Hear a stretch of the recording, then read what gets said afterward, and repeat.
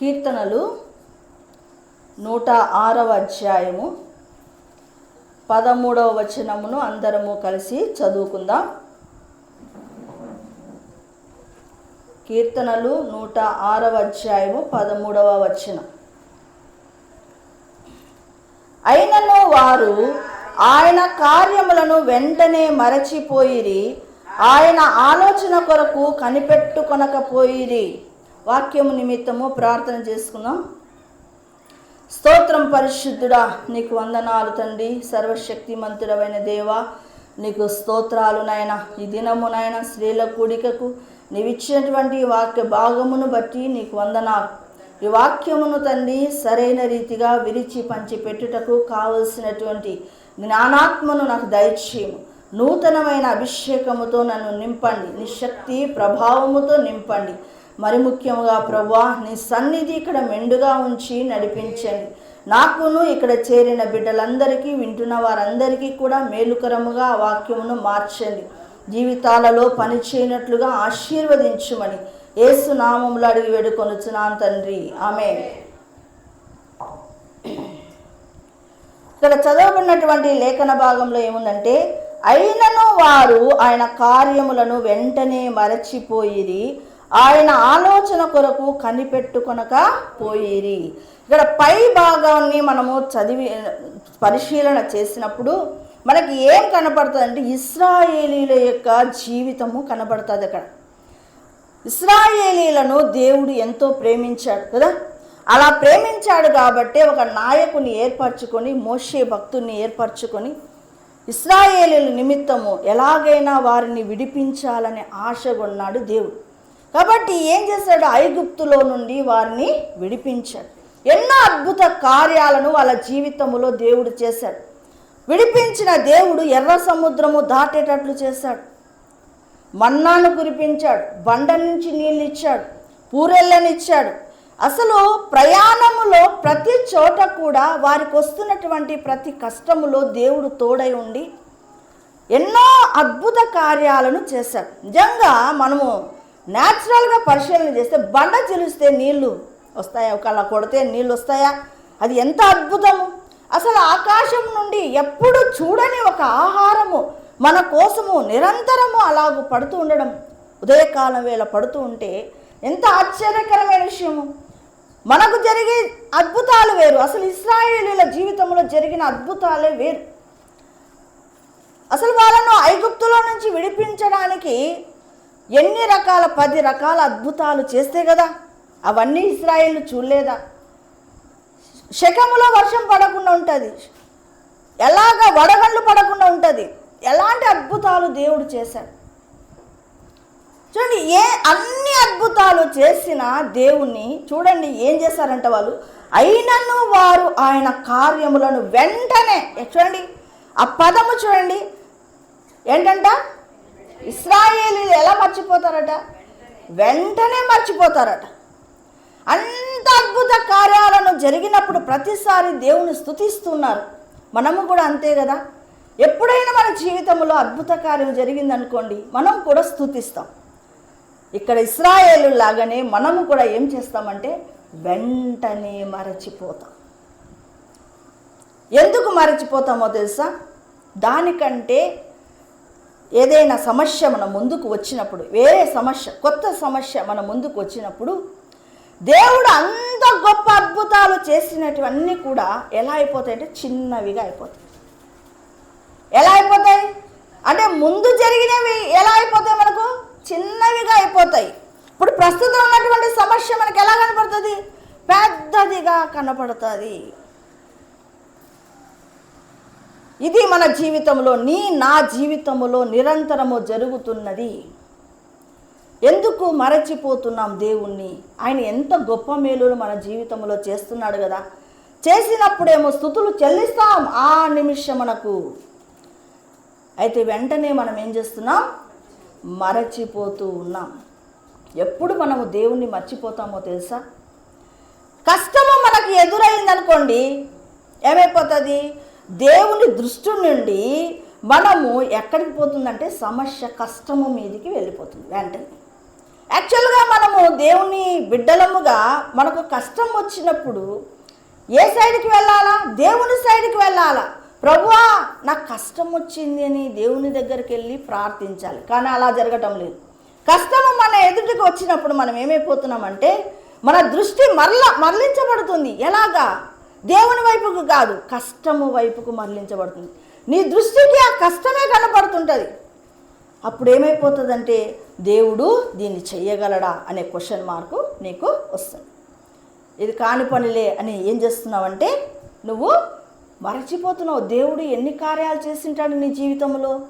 నువ్వు పుట్టినప్పటి నుంచి నువ్వు ఎన్నో కార్యాలు దేవుడు చేసి ఉంటాడు. వాటిని అన్నిటినీ కూడా నువ్వు ఏం చేయాలా? రాసుకోవాలి. ఏం చేయాలా? నీకు అసలు భూమి మీద ఈ దినము, ఈ క్షణము వరకు, ఈ సెకండ్ వరకు కూడా భూమి మీద నీవు బ్రతికి ఉన్నావు. అది దేవుని కృప కాదా? అది చాలా పెద్ద కృప. ఇప్పుడు ఈ నిమిషానికి, ఈ సెకండ్కి ఎంతోమంది ప్రాణాలు విడిచిన వాళ్ళు ఉన్నారు. మరి నీకైతే దేవుడు ప్రాణాన్ని పెట్టి ఉన్నాడు. దాన్ని బట్టి నువ్వేం చేయాలా? రాసుకోవాలి. దేవుడు నీ జీవితంలో చేసిన మేళ్ళని ఏం చేసుకోవాలా? నువ్వు రాసుకోవాలి. ఇంత విశ్వాంతరాలంలో కోటాను కోట ప్రపంచాలలో మట్టి పురుగునైనటువంటి నిన్ను జ్ఞాపకము చేసుకొని నువ్వు ఏ కులములోనో ఏ మతములోనో లేకుండా నీవు నిజ దేవుని తెలుసుకోవడానికి ఒక అవకాశాన్ని దేవుడు నీకు కల్పించాడు. నువ్వు వేరే మతములోనో వేరే కులములోనో నువ్వు ఉంటే గన నువ్వు యేసయ్యను తెలుసుకోగలవా? నువ్వు అక్కడే ఉండి నువ్వు నిత్య నరకానికి వెళ్ళిపోయేవాడివి కదా. మరి నీకెంత భాగ్యం ఇచ్చాడు దేవుడు. దానిని బట్టి మరి ముఖ్యంగా నీవు దేవుని స్తుతించాలి. నీకు తినడానికి తిండి ఇస్తున్నాడు కదా, కట్టుకోవడానికి బట్ట ఇస్తున్నాడు కదా, ఉండటానికి నివాసం ఇస్తున్నాడు కదా. అవునా? నీకు తల్లినిచ్చాడు, తండ్రినిచ్చాడు, బిడ్డలనిచ్చాడు. అవునా? నీకంటూ ఒక ఉద్యోగం ఇచ్చాడు, ఒక వృత్తినిచ్చాడు. మనం రాసుకుంటూ పోతే ఎంతోమందికి లేనటువంటి మేలులు దేవుడు మన జీవితంలో చేస్తూనే ఉన్నాడు. అయితే మనం ఏం చేస్తున్నామంటే కష్టము వచ్చింది అనుకో, ప్రజెంట్గా కష్టం వస్తే వెంటనే నీకు ఏమైపోతున్నావు? నువ్వు దేవుని వైపు తిరగకుండా కష్టం వైపు తిరుగుతున్నావు కాబట్టి ఆ సమస్య నీకు, దేవుడు చేసిన మేలులన్నీ చిన్నగా అయిపోతున్నాయి. ఆ సమస్య నీకు పెద్దదిగా కనబడుతుంది.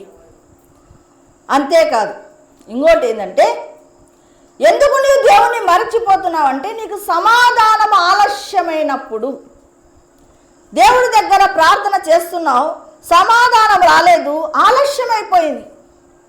ఆలస్యమైపోయినప్పుడు నీ విశ్వాసం ఏమైపోతుంది? తగ్గిపోతుంది, సన్నగిల్లిపోతుంది. అయినప్పుడు ఏమైపోతుంది? దేవుని దగ్గర పోతే అయ్యే పని కాదులే అని నువ్వు దేవుని దగ్గర పోవడమే మర్చిపోతావు. ఇంకా ఎప్పుడు మర్చిపోతావు తెలుసా? ఆశీర్వాదాలు ఎక్కువైనప్పుడు కూడా మర్చిపోతావు. ఆశీర్వాదాలు ఎక్కువైపోయాయి అనుకోండి, ఇంకా దేవుడు గుర్తొస్తాడా? నీకు అన్ని రకాల మేలులు జరుగుతూ ఉంటే, నీకు కావలసిన ప్రతి ఒక్కర లగ్జూరియస్ లైఫ్ ఉన్నప్పుడు నీకు దేవుడు గుర్తొస్తారా? అంటే ఎక్కువ ఆశీర్వాదాలు నీకు వచ్చినప్పుడు కూడా నువ్వు కృతజ్ఞత లేని స్థితిలో నువ్వు మర్చిపోతావు దేవుడు. ఇంకా ఎప్పుడు మర్చిపోతావో తెలుసా? నీ పక్క వాళ్ళను కంపేర్ చేసుకున్నప్పుడు, నీ తోటి వారితో నువ్వేం చేస్తావు? కంపేర్ చేసుకుంటావు. వాళ్ళు బాగున్నారు, వారు ఇల్లు కట్టుకుంటున్నారు, వారికి కారు ఉంది, వారికి బంగ్లా ఉంది, ఇలా కంపేర్ చేసుకుని నేను యేసయ్యను నమ్ముకున్నాను, నాకేమున్నాయి, ఇంత చిన్న స్థితినా? ఇలాగా ప్రక్క వ్యక్తులతో మనం కంపేర్ చేసుకుంటాం. వాడికి వచ్చింది ఉద్యోగం, వానికంటే నేను బాగా చదివాను కదా, నాకు రాలేదు ఉద్యోగం. మరి నేను యేసయ్యను నమ్ముకున్నాను, అయినా నాకు రాలేదు ఉద్యోగం. వాడికి ఏమీ లేదు, యేసయ్య లేడు, ఏమీ లేడు, వానికి ఉద్యోగం వచ్చింది. మరి యేసయ్య నాకేం చేశాడు అని నువ్వేం చేస్తున్నావు? యేసయ్య దగ్గరికి వెళ్ళకుండా ఆయనను మరచిపోతూ ఉన్నావు. ఇవి జరుగుతూ ఉన్నాయి. కాబట్టి ఇంకోటి ఏం తెలుసా? నీవు జ్ఞాపకాలను ఏం చేయాలా? నీ జీవితంలో జరిగినటువంటి మేలులను నువ్వు ఎప్పుడైతే రాసుకోవో, వాటిని గుర్తుంచుకోవో, ఏమైపోతుంది తెలుసా?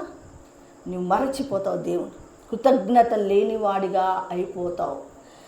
దేవుణ్ణి మరచిపోవడానికి కారణం ఇవే. ఎందుకు? నీకు కష్టము కలిగినప్పుడు అది చిన్నదిగా అంటే దేవుడే చిన్నదిగా కనబడుతున్నాడు, సమస్య పెద్దదిగా కనబడుతుంది. సమాధానం ఆలస్యమైంది. అవునా? అబ్రహాముకు సమాధానం ఆలస్యం కాలేదా? అయితే విశ్వాసం కోల్పోయాడా? ఇదే భక్తులకు భక్తిహీనులకు ఉన్నటువంటి తేడా. భక్తులు ఎంత ఆలస్యమైనా సరే యేసయ్య కొరకు ఎదురు చూస్తూ ఉంటారు. భక్తి లేనప్పుడు, ప్రార్థన లేనప్పుడు, వాక్య ధ్యానము లేనప్పుడు వాక్యము కూడా నిన్ను బలపరుస్తుంది. నువ్వెంతో దుఃఖములో, ఎంతో వేదనలో ఉన్నప్పుడు ప్రభువా నువ్వు నాతో మాట్లాడు అంటే ఆయన స్వరముతో మాట్లాడుతాడు, వాక్యముతో మాట్లాడుతాడు, పరిస్థితుల ద్వారా మాట్లాడుతాడు, అనుక్షణము నిన్ను బలపరుస్తాడు. మనము నిరాశ చెందకూడదు. నేను చెప్పాను కదా ఒకసారి, అభిషేకము కొరకు నేను ఎన్నిసార్లు ప్రార్థన చేశాను అంటే ఇన్నిసార్లు ప్రార్థన చేశాను. నాకు ఇన్ని రోజులు నేను కమిట్మెంట్ తీసుకొని ప్రార్థన చేశాను అని చెప్పటం లేదు. నేను ఏం చెప్తున్నానంటే దీనిలో ఒక అంశాన్ని మనం తీసుకోవచ్చు. అభిషేకం కొరకు అనేక సార్లు 10 రోజులు, 5 రోజులు, అలాగ నెల రోజులు, 40 రోజులు ప్రార్థన చేస్తున్నప్పుడు ఒక్కసారి 3 రోజులు ప్రతిష్ఠించుకొని ప్రార్థన చేస్తున్నాను. ప్రార్థన చేస్తున్నప్పుడు నాకు చాలా విసుగైపోయింది. ఏంది ప్రభువా, నేను అడుగుతున్నది ఏంటి? ఆత్మ సంబంధమైన విషయమే కదా అడుగుతున్నది, దాన్ని నువ్వు నాకు ఇవ్వడానికి ఇంత ఆలస్యం చేస్తున్నావేంటి అని చాలా ఫస్ట్ రోజు అయిపోయిందండి ప్రార్థనలు. 2వ రోజు ఉదయకాలమే నాకు కళ్ళ నీళ్ళు ఉబికి వస్తున్నాయి. మామూలుగా నేను అంత ఈజీగా ఏడవను, అలాంటిది ఉదయకాలం వేలే నాకు కళ్ళ నీళ్ళు వస్తున్నాయి. వస్తుంటే నా చిన్న బిడ్డ సండే స్కూల్ పాటలు పెట్టుకుంది.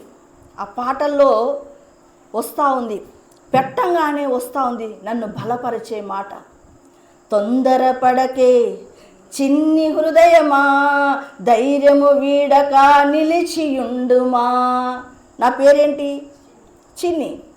తొందరపడకే చిన్ని హృదయమా, ధైర్యము వీడక నిలిచియుండుమా అనగానే నేను ఆశ్చర్యపోయా.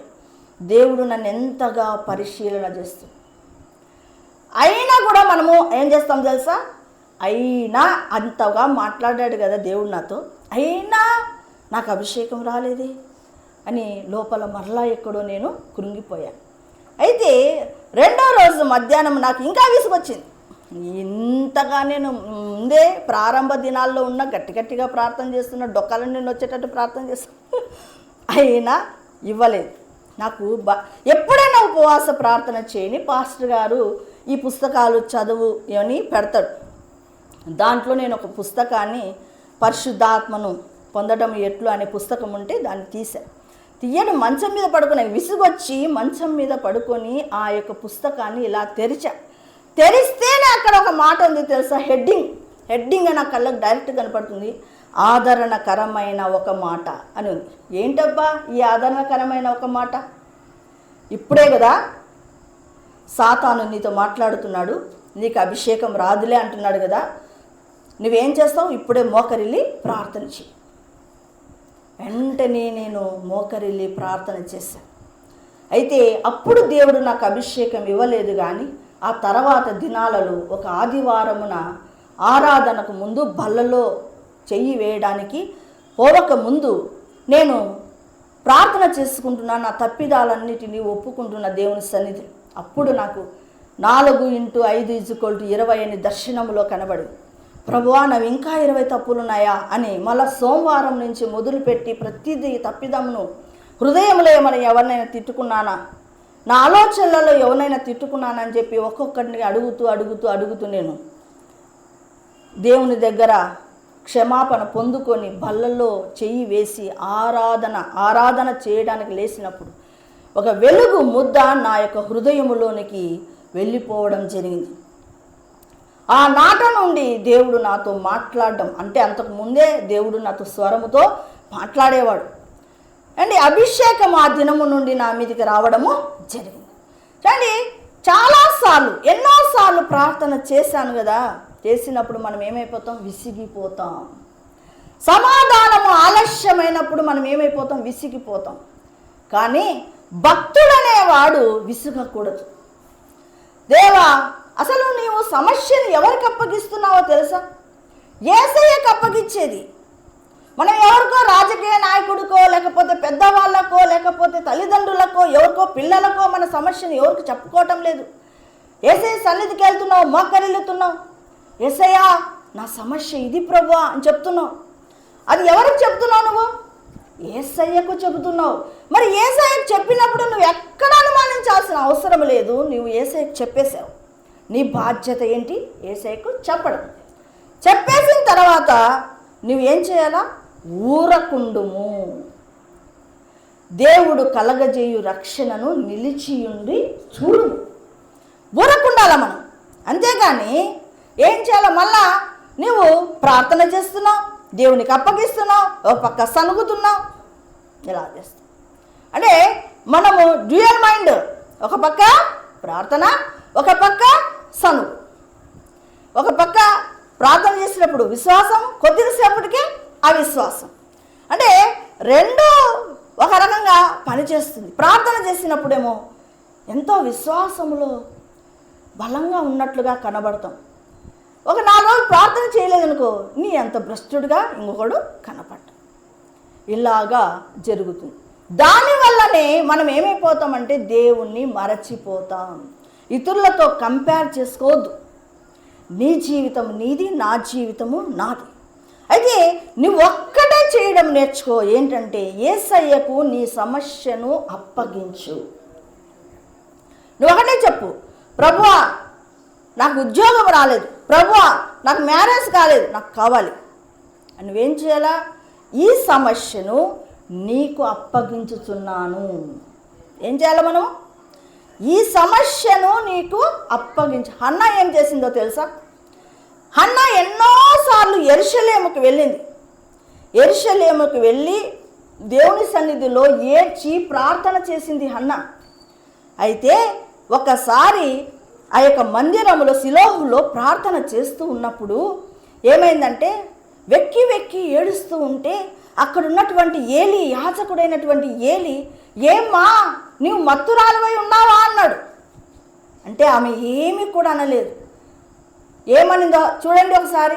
ఆ యొక్క మాటలు మనం చూడవలసిన వారమై ఉన్నాం. ఎందుకంటే అవి మనల్ని ఎంతగానో బలపరుస్తాయి. 1 సమూయేలు గ్రంథము 1వ అధ్యాయము 15వ వచనం. హన్నా, అది కాదు నా ఏలినవాడా, నేను మనోదుఃఖము గలదాననై ఉన్నాను.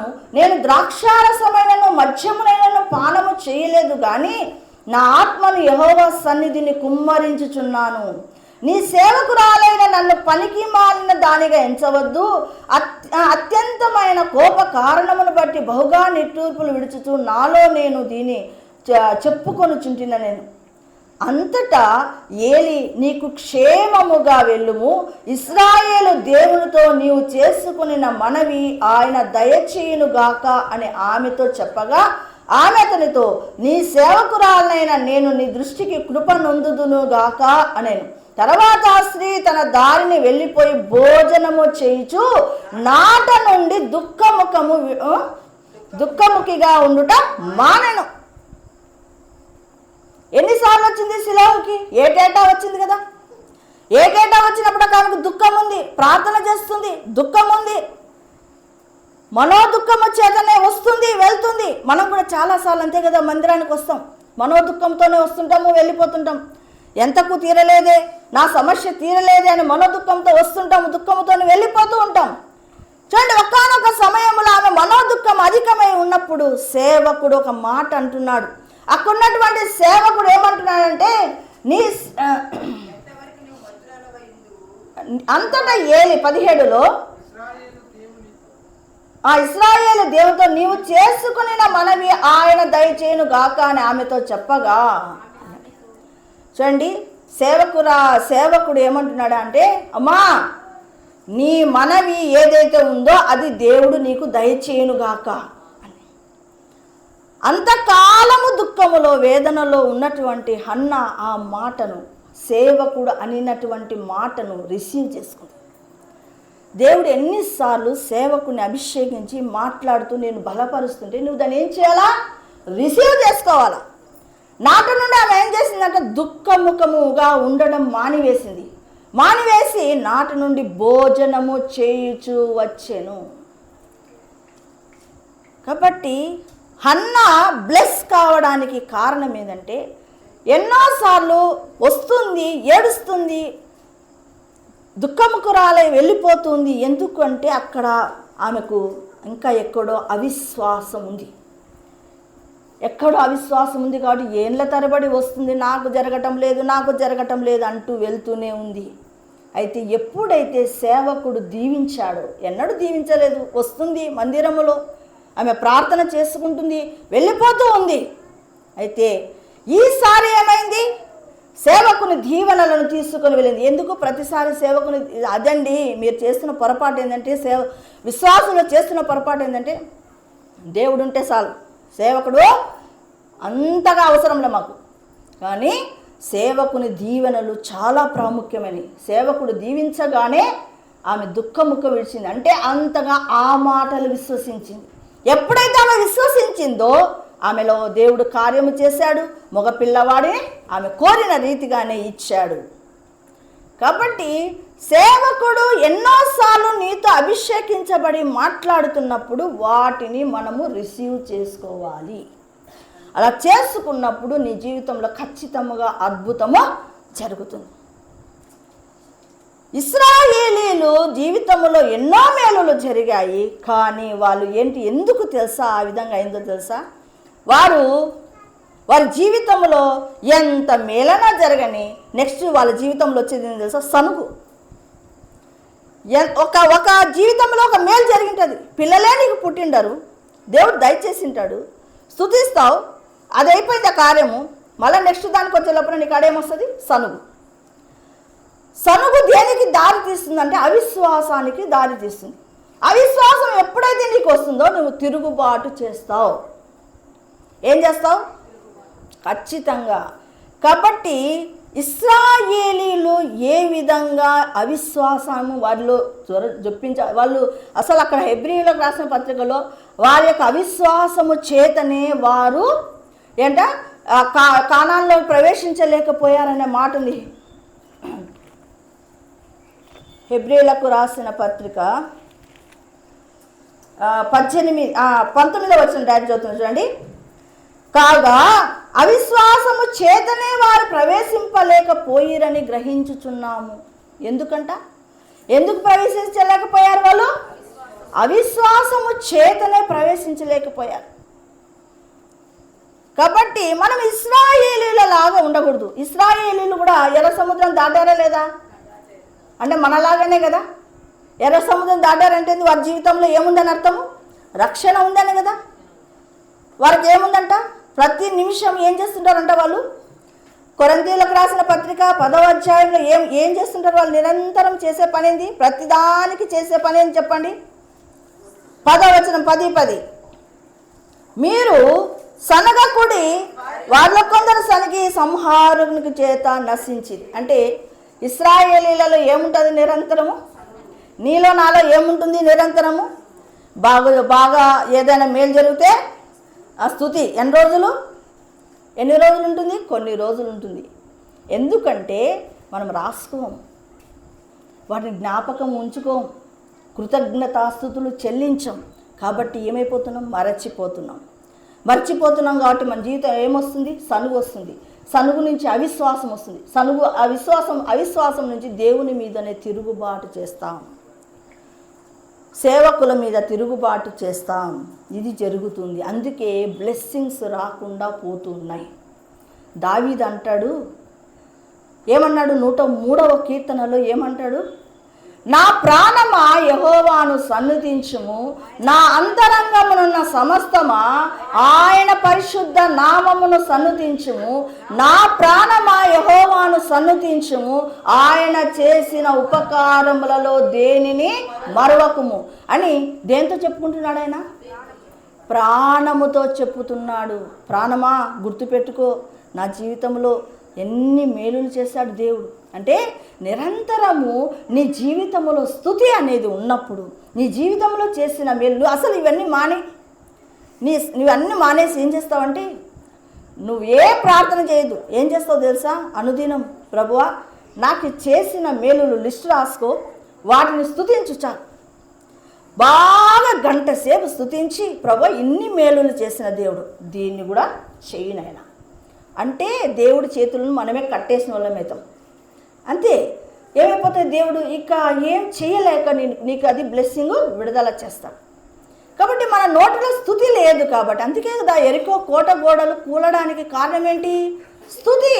స్తుతి ద్వారా ఎరికో గోడలు లాంటి సమస్యని జీవితంలో ఉంటాయి, కూలిపోతాయి. మన జీవితంలో స్తుతి లేదు కాబట్టే ఏది జరగటం లేదు. దేవదూతలు ఒక ప్రార్థన జరుగుతున్నటువంటి గదిలోకి వచ్చారట. వచ్చి అన్నీ బ్యాగులలో వేస్తున్నారు. ప్రార్థనలు, విజ్ఞాపనలు, స్తుతులు ఒక్కొక్క బ్యాగులో వేస్తూ ఉన్నారు.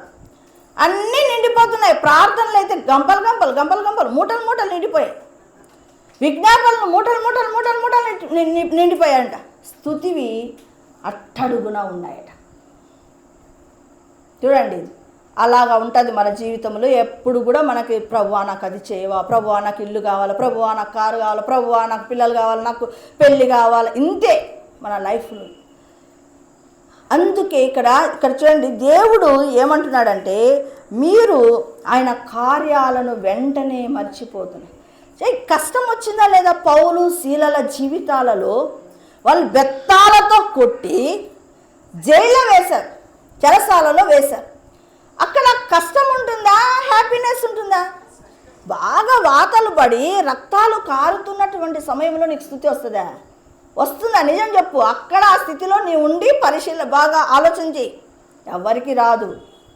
ఎవరికి వస్తుందో తెలుసా? భక్తులకు వస్తుంది. ఎవరికి వస్తుంది? భక్తులంటే ఎవరు? భక్తులంటే ఎవరు? ఎవరైతే తమ ప్రార్థన వాక్య ధ్యానం క్రమముగా కలిగిన వారు. క్రమముగా ఎవరికైతే ప్రార్థన వాక్య ధ్యానము కలిగి ఉంటుందో వారితో దేవుడు మాట్లాడతాడు. అలాంటి వారి జీవితంలో ఎంత కష్టం వచ్చినా సహించే శక్తి దేవుడు ఇస్తాడు. కష్టం రాలేదా యోబు జీవితంలో? పిల్లలంతా పోయారు, పశువులన్నీ పోయాయి, తన ఆస్తి అంతా పోయింది. కానీ దేవుడు యోబు భక్తుడు అంటున్నాడు, యెహోవా ఇచ్చెను, యెహోవా తీసుకొనెను, యెహోవా నామమునకే స్తుతి నొందునుగా కాను. అటువంటి స్థితి రావాలంటే అసలు వాళ్ళ భార్య ఒక పక్క తూలనాడుతుంది, ఇంట్లో నిరంతరం భలే భక్తి కట్టినవులే, ఇంకా చాలేని భక్తి. చూడండి, యోబు భార్య యోబుతో ఎంతకాలం సహవాసం చేసింది, యోబు భక్తిని ఎంతగా పరిశీలన చేసి ఉంటుంది. ఆయన భక్తి కొంచెమన్నా అబ్బుతుందే ఈమెకు? భక్తులు పక్కలున్నా కూడా కొంతమందికి అబ్బదు. భక్తులు ఇంట్లోనే ఉంటారు, వాళ్ళ భక్తి వాళ్ళ పక్కన వాళ్ళకు అబ్బదు. యోబు భార్యకు కూడా అబ్బలేదు. ఎందుకు తెలుసా? ఆమెకి ఎంత వేరే 10 మంది పిల్లలకు ఏం వండాలా, ఈ పశువులకు ఏం దానా పెట్టాలా, ఈ ఆమె యోబు ప్రార్థన చేసుకుంటున్నాడే, నా భర్త ప్రార్థన చేసుకుంటున్నాడే, మా ఇంట్లో అందరు ప్రార్థన చేసుకుంటున్నారే, నేను కూడా ప్రార్థన చేసుకుందాం, ఇవి రావు.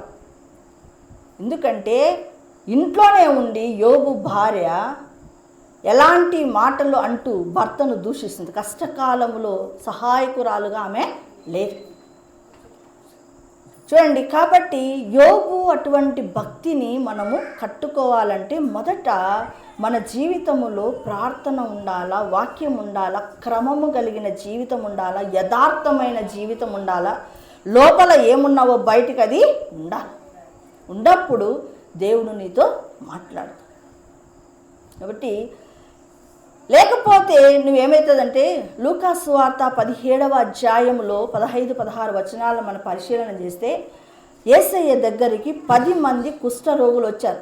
సమరయ గలిలయ ప్రాంతములకు వెళ్తూ ఉన్నాడు యేసయ్య. వెళ్తూ ఉంటే అమ్మో స్వస్థపరిచే వ్యక్తి ఈయన బాగంట, దయ్యాలు వదలగొడతారంట అని 10 మంది కుష్ఠరోగులు వచ్చారు. అక్కడికి 10 మంది కుష్ఠరోగులు, అయ్యా మమ్మలను కరుణించవా అంటే, సరే పోండి వెళ్ళి అక్కడ యాజకునికి కనపరుచుకోపోండి అన్నాడు. అంటే వాళ్ళు వెళ్తున్నారు, తిరిగి యాజకునికి కనపరచుకుందామని వెళ్తుండగానే దారిలోనే స్వస్థత పొందారు. వాళ్ళకి ఏమొచ్చింది? దారిలోనే స్వస్థత వచ్చింది. వెంటనే అక్కడ స్తుతిస్తున్నాడు, ఆరాధిస్తున్నాడు. ఎవరో తెలుసా? అన్యుడు, సమరయుడు. కృతజ్ఞత అతనికి ఉంది, మిగతా 9 మందికి కృతజ్ఞత లేదు. ఒక్కడికి మాత్రమే కృతజ్ఞత ఉంది. చూడండి, దీన్ని బట్టి మనకు అర్థమైందో తెలుసా? 10 మందిలో ఒకడు మాత్రమే భక్తి కడుతున్నాడు, 9 మంది కృతజ్ఞత లేని వాళ్ళే. కాబట్టి మనం ఇది నేర్చుకోవాలా. ఆ 9 మందిలో మనం ఉన్నామా? ఆ ఒక్కరిలో మనము ఉన్నామా? 9 మంది కృతజ్ఞత లేని స్థితిలో ఉన్నారు. అప్పుడే కదండి, ఆ క్షణములోనే కదా దేవుడు అద్భుత కార్యము చేశాడు. అసలు వెనక్కి తిరిగి అయిపోయింది మనకు స్వస్థత వచ్చింది అని అట్లే అత్తపత్త లేకుండా వెళ్ళిపోతున్నాడు. కాబట్టి 9 మందిలో నీవు ఉన్నావా, లేకపోతే ఒకడిలో నీవు ఉన్నావా? ఎలాంటి భక్తిని మనము కట్టుకుంటున్నాం? ఈ అంత్య దినాలలో దేవుణ్ణి అధికంగా సేవించవలసిన వారమై ఉన్నాం. మనకు రాబోయే కష్టకాలంలో నిలవబడేటటువంటి భక్తి మనం నేర్చుకుంటున్నామా?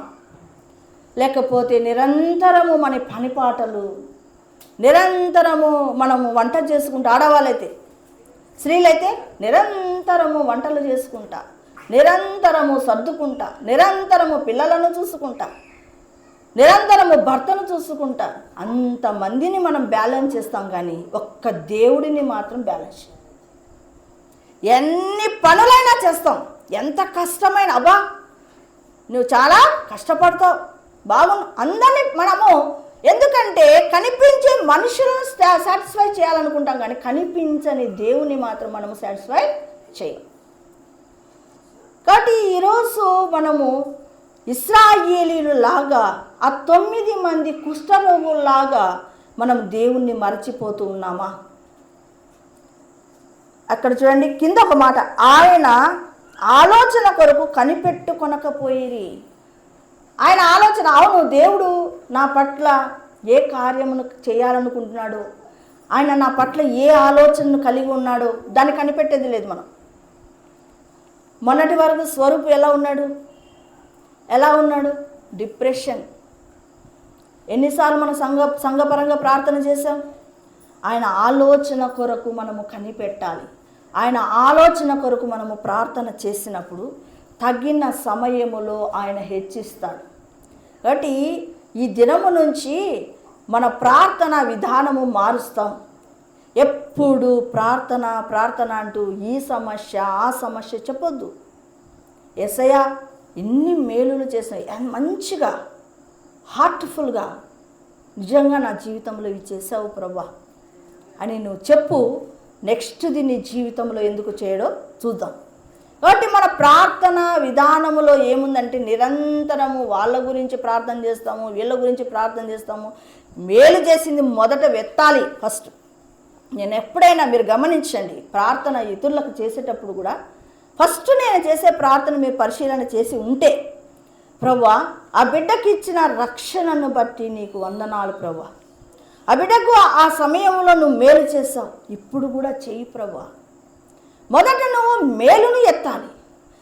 ఇప్పుడు రాజు వస్తున్నాడంటే, రాజును పోతనే నువ్వు ప్రభా రాజా నాకు ఈ సమస్య అంటావా? ఏం చేస్తావు? ఫస్ట్ రాజాది రాజా అని ఆయనను ఎంతగానో పొగడాలి. ఆయన ఉబ్బి తబ్బిబ్బులయ్యేంత వరకు మనము ఆయన ఆనర్ చేయాలి. ఆనర్ చేసినప్పుడు మనం ఏమైపోతుంది, ఆటోమేటిక్గా ఆయన ఉబ్బి తబ్బిబ్బులై ఏం కావాలో అడుగు అంటాడు రాజు. మరి ఈ లోక సంబంధమైన రాజే మనల్ని అంటే మన దగ్గర నుంచి ఏం కోరుకుంటున్నాడు? పొగడ్తలు కోరుకుంటున్నాడు. మరి నన్ను సృజించినటువంటి యేసయ్య నా జీవితంలో ఎన్ని మేలులో చేశాడు కదా, వాటినన్నిటిని బట్టి నువ్వు స్తుతించడము నేర్చుకోవాలి. నేర్చుకున్నప్పుడు నేనైతే నిరంతరం ఏం చేస్తాను తెలుసా? ప్రభువా నాకు భర్తనిచ్చినందుకు, కుమారునిచ్చినందుకు, కుమార్తెనిచ్చినందుకు వందనాలు ప్రభువా, నాకు ఇచ్చిన ఇంటిని బట్టి వందనాలు, ఉద్యోగాన్ని బట్టి ఇలాగా నా జీవితంలో చేసిన మేలులను నేను స్తుతిస్తాను. చాలాసార్లు దేవుడు అంటాడు, నీతో సహవాసం చేయడం అంటే నాకు ఇష్టం చిన్ని అంటాడు. ఎందుకు తెలుసా? నేను ఎక్కువ భాగము స్తుతిస్తా దేవుని. ప్రభువా, నిజంగా నీవే కానీ నన్ను జ్ఞాపకము చేసుకోకపోతే నా జీవితం ఏమై ఉండేది అని నేను ఆయన సన్నిధిలో ఉన్నప్పుడు నేను ఎక్కువ భాగం స్తుతులు చెల్లిస్తా. అదే నువ్వు చెయ్యి. దేవుడు ఖచ్చితంగా నీ జీవితంలో మేలులు చేస్తాడు. కాబట్టి మన ఆ 9 మంది కుష్ఠరోగుల్లాగా వద్దు. ఇశ్రాయేలులాగా ఎన్నిసార్లు మేలులు చేసిన ఆ యొక్క ఏంటంటే ఏమంటారు దాన్ని, అసలు కృతజ్ఞత లేని స్థితి వద్దు. మనం ఏమంటా వాళ్ళ అసలు ఇశ్రాయేలు విషయం ఎలా రాస్తున్నాడు? వారు చేసిన మేలులు మరచిపోయిరి అని వ్రాయబడు. అంటే దేవుడు ఎంత బాధపడుతున్నాడో చూడండి. మరచిపోయిరాడు.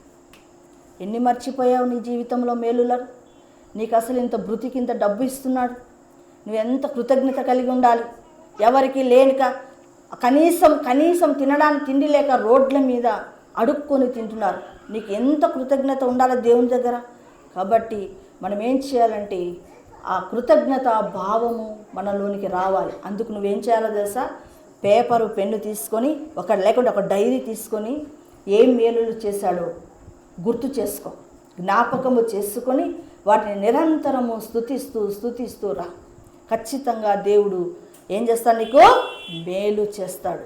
కాబట్టి అసలు పౌలు శీలల జీవితాల్లో మేలు చేయలేదా? స్తుతి చెల్లించిన వాళ్ళ జీవితాలు పరిశీలన చేద్దాం. దావీదు జీవితంలో మేలులు చేయలేదా? యోబు జీవితంలో మేలులు చేయలేదా? వాళ్ళందరినీ దృష్టిలో పెట్టుకొని ఈరోజు మరలా మనము కూడా ఏం చేద్దాం? స్తుతి యాగము దేవునికి అర్పిద్దాం. స్తుతి యాగము చేయువాడు దేవుని మహిమపరుస్తాడట. మరి ఆయన మహిమపరిచే రీతిగా మన జీవితాలను మార్చుకుందామా? రండి ప్రార్థన చేద్దాం.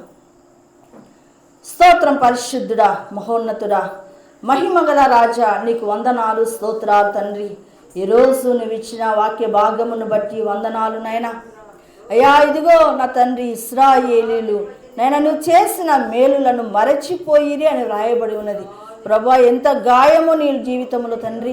అయ్యా, మేము నిరంతరము నేను గాయపరిచేవారుగానే ఉన్నాం తండ్రి. అలాగూ కాకుండా నీ కృతజ్ఞతాస్తుతులు చెల్లించే స్థితిలోనికి మమ్మల్ని నడిపించండి.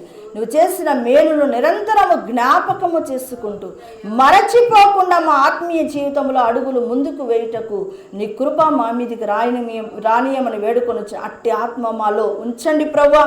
దేవా, ఈ వాక్యం వింటున్నటువంటి ప్రతి బిడ్డ నాయన తన జీవితంలో దేవా తండ్రి ఇంప్లిమెంట్ చేసుకున్నటకు సహాయం చేయి, దీవించుమని యేసు నామములో అడిగి వేడుకొనుచున్నాను తండ్రి. ఆమేన్. ప్రార్థన చేద్దాం.